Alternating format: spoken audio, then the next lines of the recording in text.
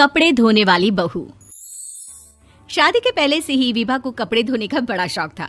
कभी नल के नीचे तो कभी तालाब के पास। अरे मेरी नीली वाली लुंगी नहीं दिख रही है।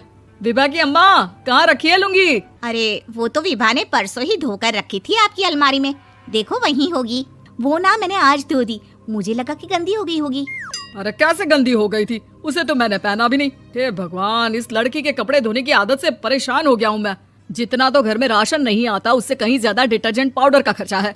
इसकी शादी करवा दो, शादी जाए अपने घर में ही करे काम, फिर चाहे घर के कपड़े धोने हो या पूरे गांव के। हाँ ठीक बोल रही हूँ, देखता हूँ मैं कोई लड़का। वो दिन भी आ जाता है जब विभा को देखने लड़के वाले आ जाते हैं। लड़की मुझे अच्छी लगी। होने वाली सास कहती है, बेटी अगर कुछ पूछना है तो पूछ लो। वैसे तो हमारी लड़की बहुत ही शर्मीली है, जो बोल दो वो मान लेती है, इसे क्या पूछना होगा। अरे कैसी बात कर रही हो माँ, मुझे इन लोगों के घर रहना है, सवाल तो कई है। हाँ हाँ बेटा, पूछ लो ना, क्या पूछना है। आप लोगों के घर कपड़े कौन धोता है? सास का मुंह बन जाता है। देखो, अगर तुम ये कहना चाहती हो कि तुम्हें कपड़े धोने नहीं आते तो सुन लो, कपड़े मैं ही धोती हूँ, लेकिन तुम्हारे आ जाने के बाद मैं रुमाल तक नहीं धोऊंगी। अरे चुप रहना भाग्यवान, बहू बेचारी घर आई नहीं, उसे डराना शुरू कर दिया। वो क्या है ना बिटिया, अभी तक तो ये कल्लू की माँ ही धोती थी, लेकिन अब तुम्हारे पापा तो दहेज में वॉशिंग मशीन देंगे ही।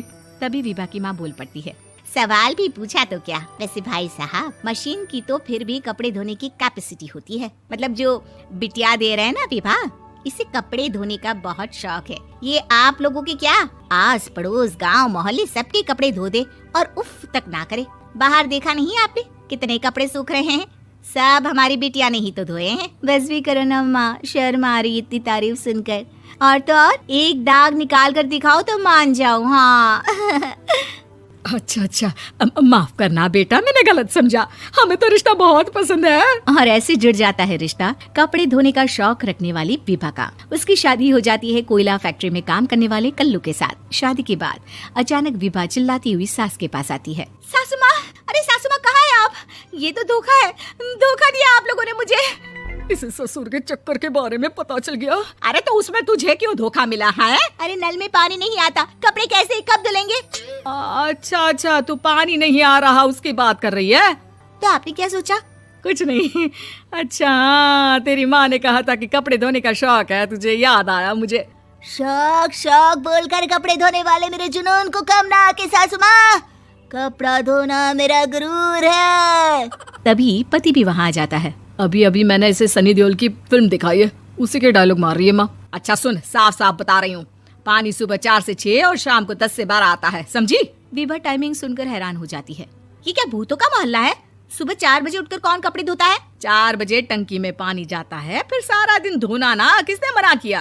अरे कैसे बात कर रही है? 200 लीटर की टंकी में कितने कपड़े धो लूंगी मैं? सुबह ही उठ जाऊंगी मैं। अब क्या था, विभा सुबह 4 से लेकर रात के 12 बजे तक कपड़े ही धोती रहती। एक रोज सास पड़ोस से निकलकर कहीं जा रही होती है कि साथ वाली कहती है, हाँ कल्लू की माँ, जरा ये बताओ कि 2 साड़ी है, 2 ब्लाउज और 1 पेटीकोट और 1 नाड़े वाला लंबा कच्छा।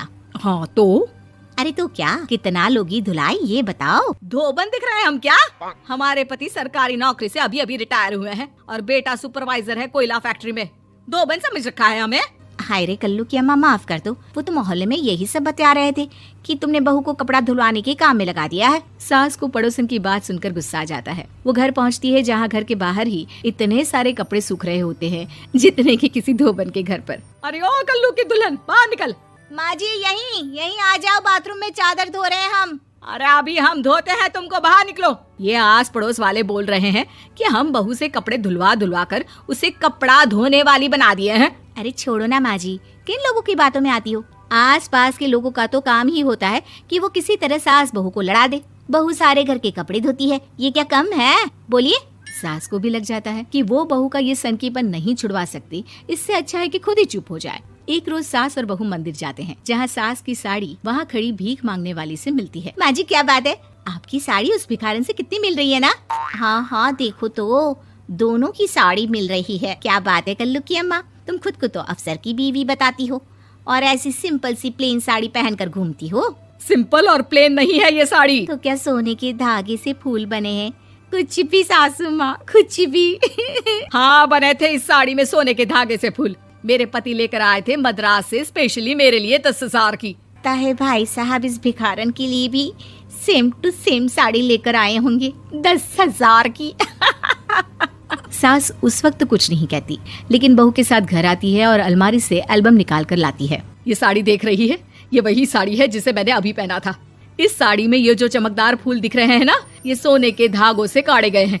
लेकिन तू लोकल वॉशिंग मशीन ब्रश से घिस घिस कर सारे फूलों को निकाल कर साड़ी प्लेन कर दी। मुझे माफ कर दीजिए सासू माँ। और तो और, जब मैंने तुझे तेरी गलती के लिए कुछ नहीं कहा, लेकिन तूने तो सबके सामने मेरा मजाक ही बना दिया। क्यों? बहू को समझ में आ जाता है कि अब से उसका कपड़े धोना बंद।